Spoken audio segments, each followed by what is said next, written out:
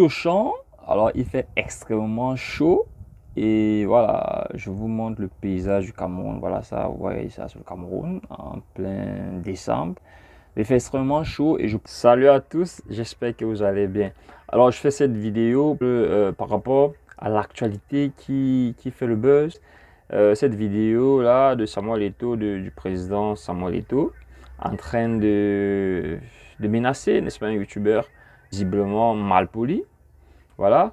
Ce que j'ai envie de dire, c'est que je suis un peu désolé par rapport à mes frères algériens, parce que nous sommes tous des frères. Voilà, c'est vrai, ils posent des questions s'ils sont vraiment des Africains. Bon, ils sont en Afrique, voilà, même si nous n'avons pas la même couleur de peau, c'est des Africains. Et chaque fois qu'il faut soutenir des Africains, on les soutient, parce qu'on sait qu'ils sont en Afrique, même si parfois ils se sentent plus arabes qu'africains. Alors, lorsqu'il y a des matchs entre des pays du Maghreb et les pays et d'autres pays, nous supportons toujours les pays du Maghreb. Alors, je vais faire un petit rappel aux Algériens et à tous ceux qui sont en train de soutenir, c'est pas trop ce youtubeur qui lui envoie des messages de soutien et en condamnant l'acte de Samuel Eto'o fils. Pour commencer, je ne suis pas un très grand fan de Samuel Eto'o. Voilà, vous savez, aujourd'hui, l'opinion est un peu divisée au Cameroun sur sa gestion. Et moi, je fais partie de ceux qui sont un peu critiques quant à sa façon de gérer à l'Africa Foot. Mais cela dit, je n'encourage aucun débordement, je n'encourage pas d'acharnement sur sa personne. Je dis, je ne tolère aucun acharnement sur sa personne. On a droit à la critique, on a droit, c'est-à-dire on a tous nos droits de critiquer, mais on n'a pas le droit d'empêcher des gens de respirer, on n'a pas le droit d'empêcher les gens de vivre leur vie tranquillement. En 2006, ça c'est un bref rappel historique aux Algériens qui ne savent visiblement rien du football.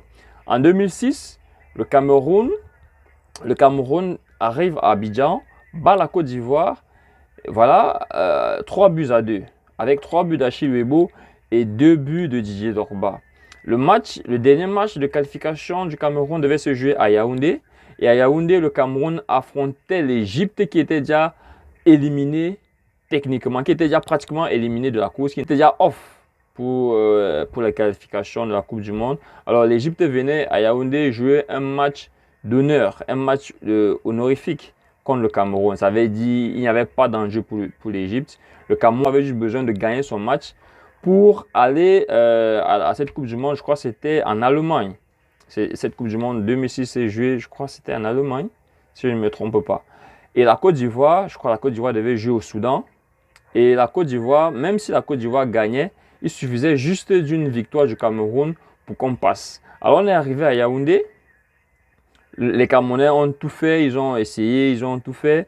Ils n'ont pas pu se qualifier, ils n'ont pas pu battre l'Égypte. Malgré tout, vers la fin du match, le Cameroun a obtenu un penalty qui a été exécuté par Pierre Omelène. Il a raté son penalty et le Cameroun a loupé sa Coupe du Monde. Voilà.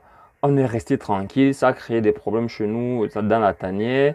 Il y a eu des débats dans la tanière, on a accusé des gens et après c'est resté entre nous. On n'a jamais accusé personne, on n'a jamais accusé des Ivoiriens parce qu'ils auraient acheté tel ou tel habit. On n'a jamais accusé des Égyptiens puisque les Égyptiens n'avaient aucun enjeu dans le match. C'est-à-dire il suffisait juste, si on pouvait acheter des gens, on achetait l'Égypte ou l'habit pour que le Cameroun gagne ce match. Parce que l'Égypte n'avait rien à perdre ni à gagner dans ce match. Alors, on a accepté de perdre face à l'Égypte et la Côte d'Ivoire est allée librement dans sa Coupe du Monde. La Côte d'Ivoire avait fait une belle Coupe du Monde. Voilà. On a supporté les Ivoiriens dans cette Coupe du Monde-là. C'était leur première participation. En 2010, on s'est qualifié, on est rentré dernier dans la compétition. En 2014, on est rentré, je crois que c'était avant-dernier, un truc de ce genre. Dans 2010 et 2014, on est rentré dernier avant-dernier. On s'est plaint de personne, on n'a rien fait, pas de recours, rien. Parce que le Cameroun, c'est un pays de football. Nous, on connaît les règles de football. Le football, c'est d'abord les règles. Et les règles, la première règle de football, la plus importante, c'est le fair play. Et le fair play stipule qu'il faut accepter la défaite ou la victoire. Quand on entre dans un match, on doit faire foi à la beat. C'est-à-dire on doit faire foi à la règle de jeu. On sait qu'on ne doit pas prendre la balle de la main, on ne doit pas cracher sur son adversaire, on doit faire des actes d'anti-jeu, des actes anti-sportifs. Quand on perd, c'est qu'on a perdu. Il n'y a pas question de perdre un match et de passer toute une année pour pleurer. De passer toute une année pour pleurer, à la limite, on a l'impression que c'est un peu raciste. C'est un peu raciste parce qu'à aucun moment, l'Algérie n'est considérée comme étant plus grand en matière de football que le Cameroun. De mémoire, dans tous les matchs que le Cameroun a livrés face à l'Algérie, on a toujours remporté ces matchs-là. Le Cameroun n'avait jamais perdu un match contre l'Algérie avant celui-là qu'ils ont joué, qu'ils ont livré à Douala au stade Japoma. On a perdu. Moi, je crois que j'étais au stade. On a perdu et on les a applaudis quand ils sortaient du stade.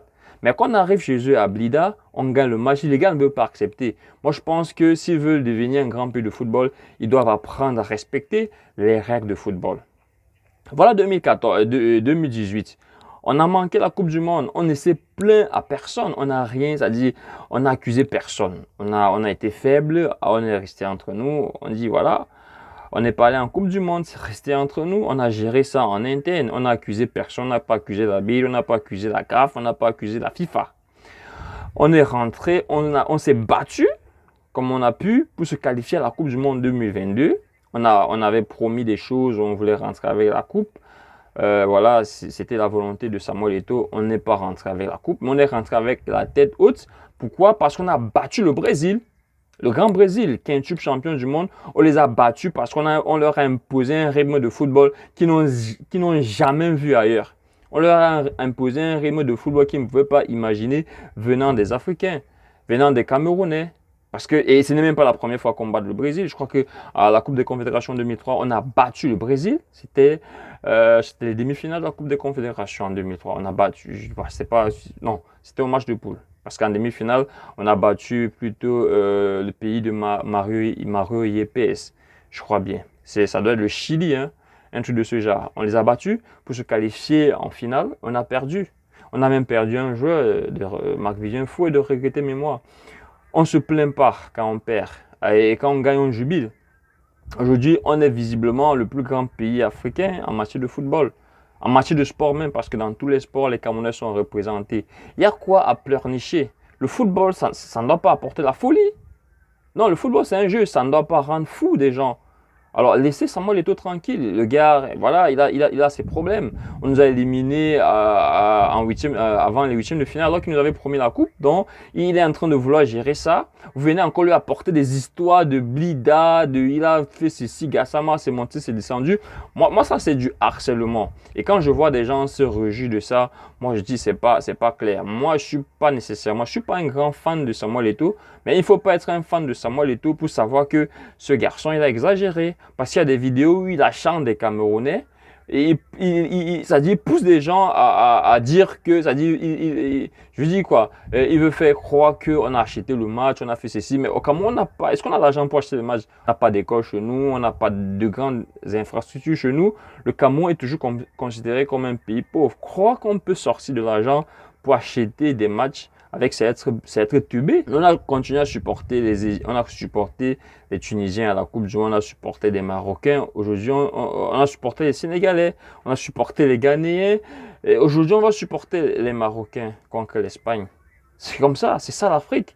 Mais il y a quoi de s'acharner sur Samuel? Moi, je pense que dorénavant, la CAF doit instaurer des coups de fair play dans des fédérations afin que des gens apprennent à accepter les victoires ou les défaites. C'est tout.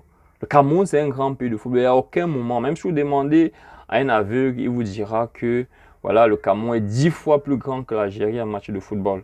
Moi, je suis contre cet acharnement vis-à-vis de la personne de Samuel Eto'o. C'est-à-dire qu'on n'a pas besoin de l'aimer pour condamner cela. Voilà, et je pense même qu'il a raté ce gars, hein, parce que je crois que ça va servir de leçon aux autres, qu'il aille porter plainte où il veut, et on verra s'il a le droit d'harceler des gens, d'insulter des gens, de les traiter de corrompus, etc. On verra bien qu'il aille porter plainte, voilà où il veut. Moi, je soutiens Samuel Eto'o, je soutiens entièrement Samuel Eto'o. Moi, je crois qu'il devrait, et voilà, je le soutiens entièrement dans l'acte qu'il a posé, voilà, et je condamne toute forme d'acharnement vis-à-vis de sa personne. On doit critiquer, on doit rester loyal dans la critique, c'est tout. Moi, je critique sa façon de gérer, Quand il fait bien, je dis il a bien fait. Mais quand une personne s'acharne contre lui, moi je dis non, là c'est trop. C'est trop. Voilà, c'est tout.